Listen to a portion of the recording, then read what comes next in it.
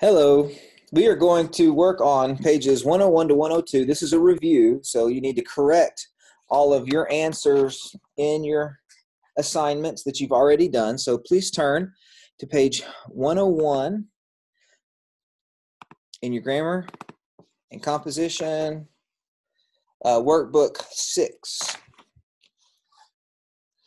We've already done the first question.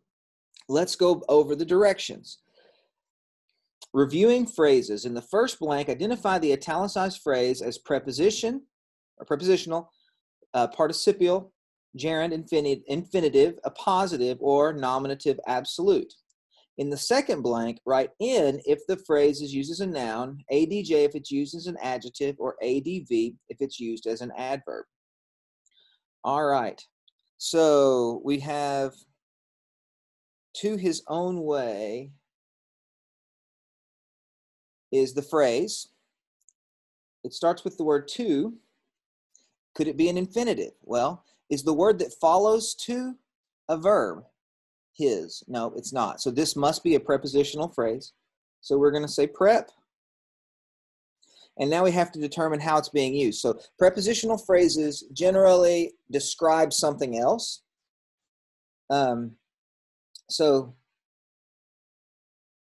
we have turned everyone to his own way. So every one of us have turned to his own way.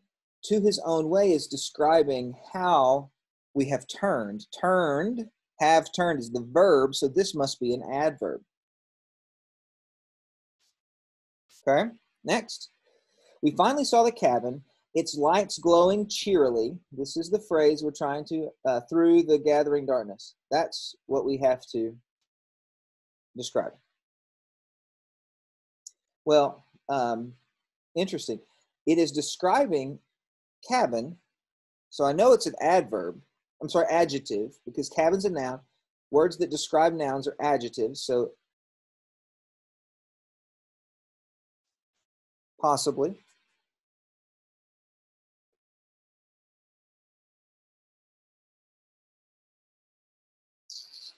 Except it's not. All right, let's see why. It does seem to function as an adjective, however. Its lights glowing cheerily through the gathering darkness. This is an example of a substantive, lights, followed by a participial phrase, glowing cheerfully through the darkness. Lights is being described as glowing cheerily through the gathering darkness. So this is an adjective. Glowing cheerily through the gathering darkness is an adjective describing lights. But all of this isn't describing cabin so much as it is a nominative absolute, which is a nominative absolute is described as a substantive, or a noun, something that has substance. A substantive followed by a participle or participial phrase, which is what this is. Jesus, seeing their faith, said unto the sick of the palsy, Son, be of good cheer, thy sins be forgiven thee. Seeing their faith, Jesus, seeing their faith. Which one, what kind, how many, how much, and whose. How much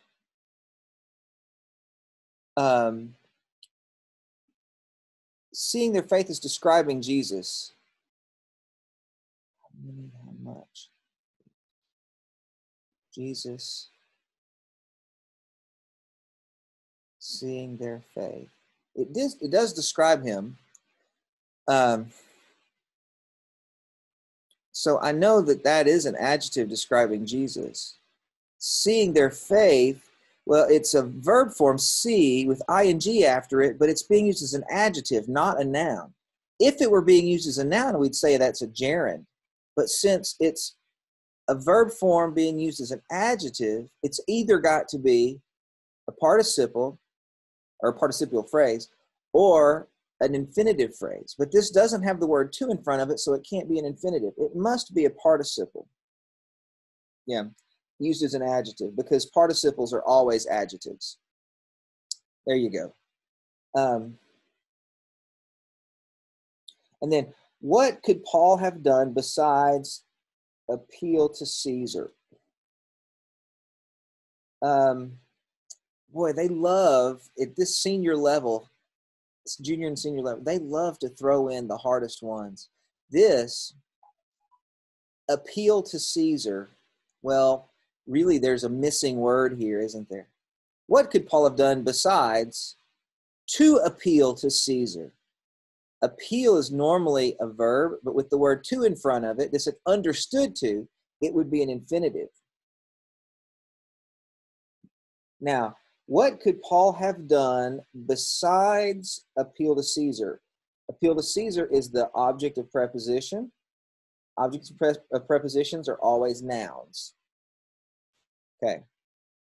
Yeah, now that you're at this level, they're always trying to throw in those strange variations, the very rare occurrence, like a participle, like an infinitive without the word to in front of it. But it is an understood to. All right, let's look at exercise 175, reviewing clauses. So the different kinds of phrases you can have are prepositional, participial, gerund, infinitive, appositive, nominative, absolute. The different kind of clauses you can have, there are only 4. There's independent, and then there's 3 dependent clauses. There's independent, and then there's noun, adjective, adverb clause. So there you go.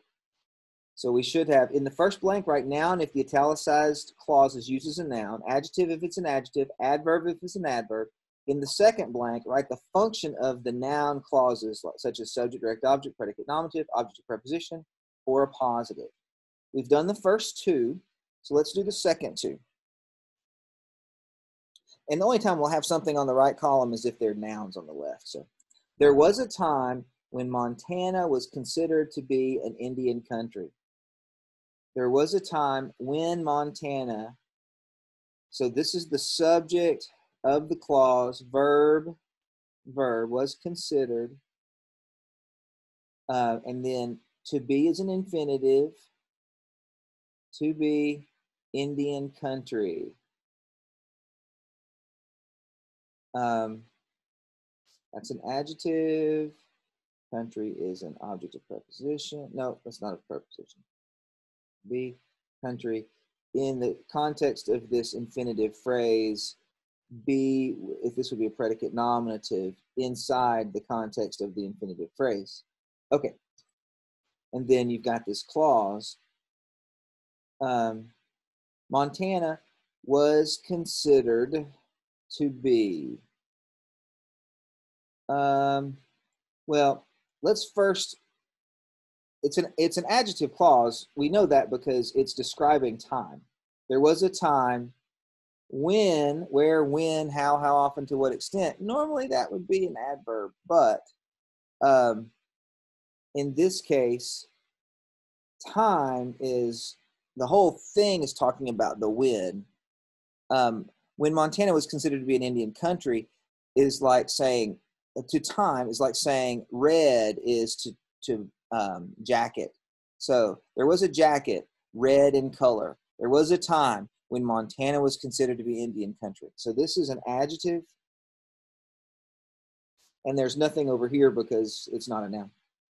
Okay. And the last one, the suggestion that we purchase new stage curtains was well received. Suggestion is the subject of the sentence. Was received is the verb.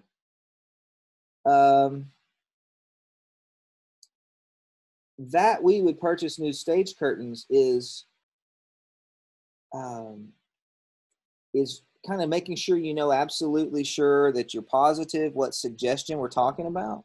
So that should be a noun, a positive, because the positives are nouns. Okay. Exercise 176, reviewing sentence structure. In the blanks, write S for simple, CD for compound, CX for complex, CDCX for compound complex. Okay. Well, this not only was the resurrection of Christ one of the two great foundation stones of the gospel, but on the fact of Christ's resurrection, almost every Christian theme seems to rest. These are written kind of in backwards ways. If you look at the second part of this, almost every Christian theme seems to rest on the fact of Christ's resurrection. That's how you would normally say it. That's clearly independent. And then one of the two great foundation stones of the gospel was the resurrection of Christ. That's independent as well. So this one's compound. Okay? Number 3, a man's life is always more forcible than his speech. A semicolon, that means something. When men take stock of him, comma, they reckon his deeds as pounds and his words as pence. So this is an independent clause, but and then separated with a semicolon. Then you've got, when men take stock of him, comma, men take stock. That is a dependent clause. They reckon the deeds as pounds and his words as pence. That is independent. So this one is CDCX. Look at the last one. Now, faith is the substance of things hoped for, comma, the evidence of things not seen. Faith is that. So the evidence of things not seen is in a positive for the substance of things hoped for. Faith is that. This is just a simple sentence. Hopefully you understood that. Let's move on to 102.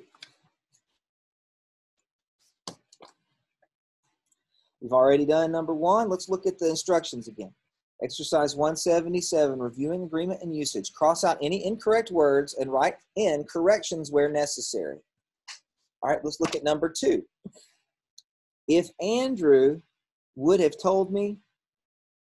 had told me that the owner of the coat was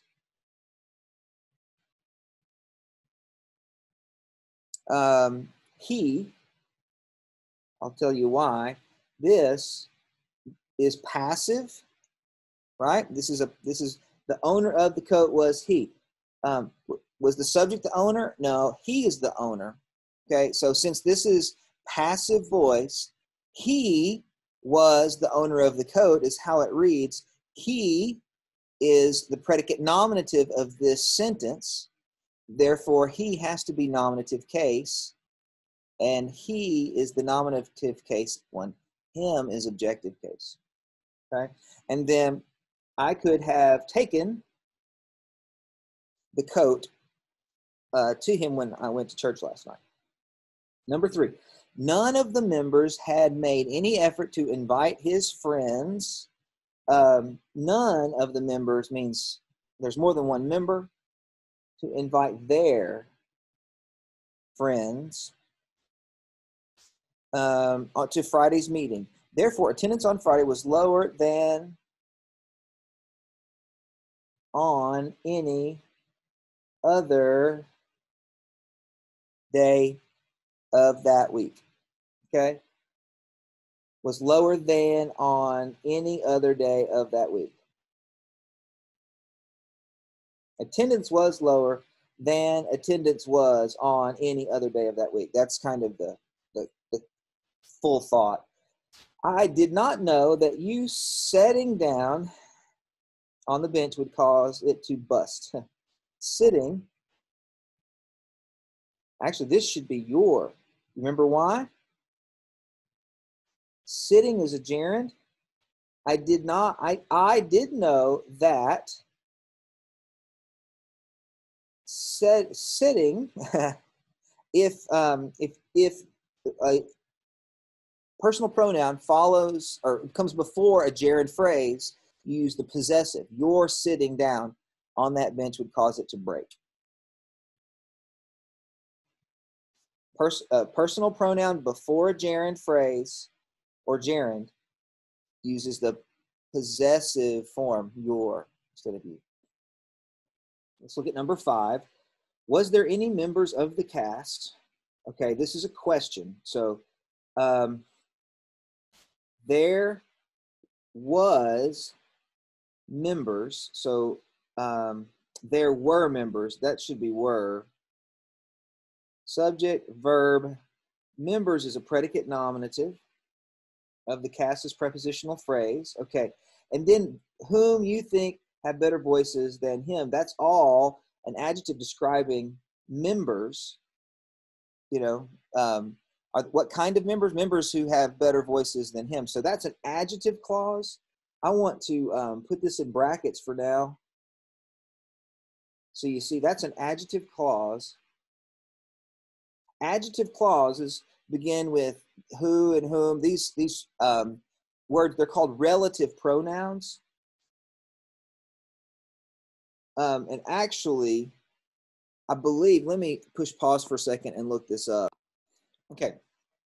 On page 55 of your manual, you'll see where it talks about relative pronouns with regard to pronoun antecedent agreement. And so it says relative pronoun who, which, that. A relative agrees with this antecedent in number and so determines number in its own clause. Emma is the girl who is willing to lend her own books. Okay, that's very similar to this sentence. So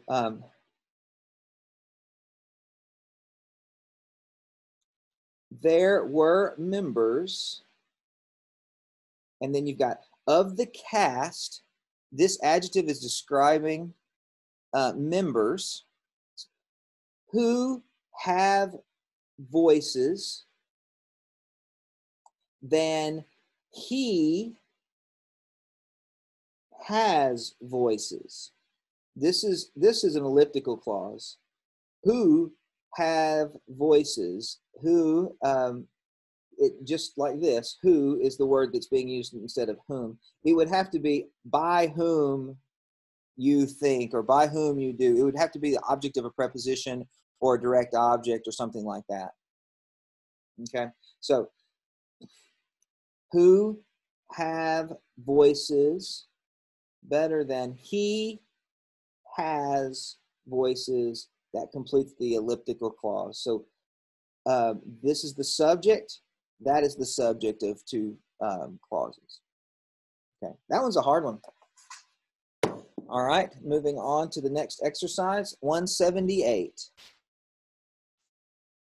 Reviewing agreement and usage. Cross out words that are incorrect or inappropriate for standard formal English and write in corrections where necessary. All right, we did number one. This course is especially important if you are one of those students who spends hours reading. Student, if you are one, I spend, so it's, if you're one of those students who spend hours reading but cannot remember what they have read.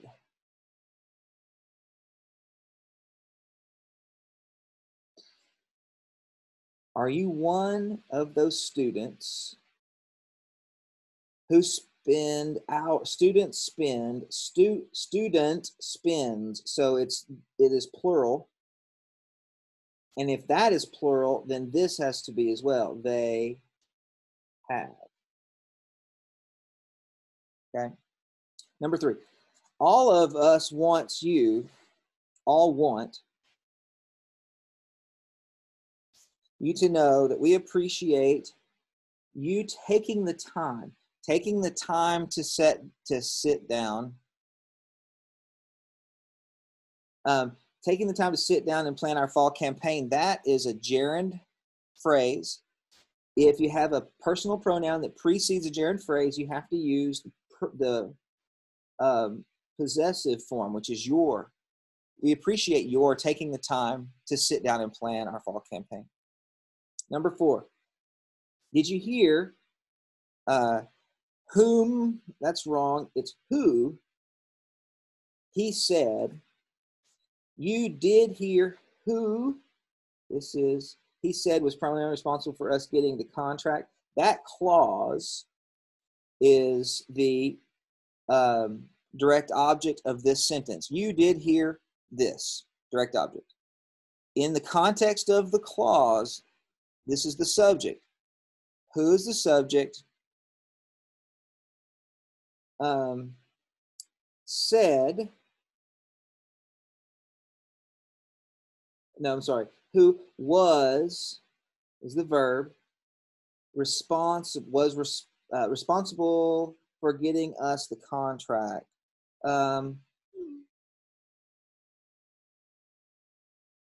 Let's see. Getting the contract is another gerund phrase. For is a pronoun that comes, I'm sorry, us is a personal pronoun that comes before the gerund phrase. So that's got to be our, because that's possessive. Did you hear who he said was primarily responsible for our getting the contract? He said, okay, you did hear, all of that's the direct object. And then inside the clause, he said, another clause, who was primarily blah, blah, blah to the end. Okay, he said this. Inside this clause, that's the subject and was is the verb. Hopefully that makes sense. You've got nested dependent clauses in there. Nested meaning one inside the other. All right, so you got to cross out whom and put who. You got to cross out us and put our. Is there anything I missed? Nope, that's it. Okay, if you was him, you would understand very quick how a lack of height could be a drawback for a basketball player. Okay, height. Very quickly. Okay, if you were he. Okay, now this is a subjunctive mood, right? If you were he, but you're not. If you was he would be how you would normally say a sentence. You or he was you is how it would normally be, but because he is not you, it's contrary to fact. We use subjunctive mood, which changes was to were. Were, you is the subject, were is the linking verb. He is a predicate nominative. He is nominative case, so that's why it's he. And then the next, that's dependent clause. Here's the independent clause. You would understand, and then this is what was understood. How lack of height could be a drawback for a basketball player. Okay. Number 6, my mother, she learned Ashley. No, she taught, my mother taught Ashley and me, because Ashley and me are the direct objects of this sentence. That's objective case. Me is objective case. Okay. So mother taught me.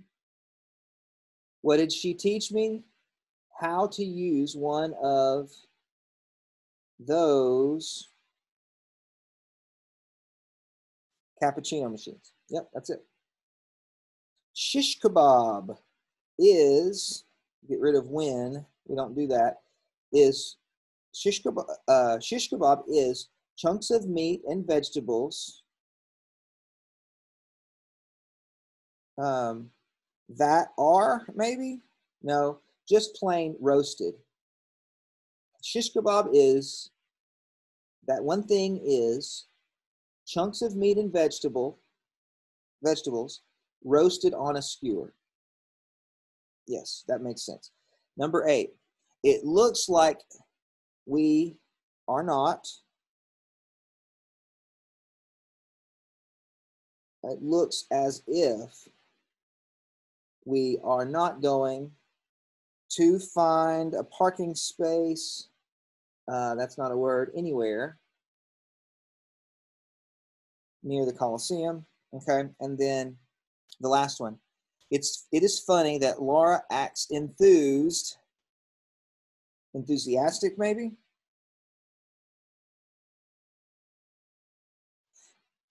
about the Caribbean cruise. That's the end of a complete thought. We're combining two complete thoughts with a semicolon, which is appropriate. She has always said that boat rides make her nauseous. Nope, the boat is nauseous, nauseated is what she is. She's nauseated, the boat is nauseous. One more thing, and that's funny. Funny is just too informal. It's not used. Remember, this is standard formal English. Funny is not appropriate, so we would use it is strange. Okay? Let's put a little swirly line under handbook to let me know that you got this far, all the way to the end of this video with me. And we finally got through, barely got through. That was a hard one, wasn't it? All right, well, thank you very much. Get that corrected and posted, and I'll give you a grade, and I hope you have a great day. We'll talk to you next time. Bye.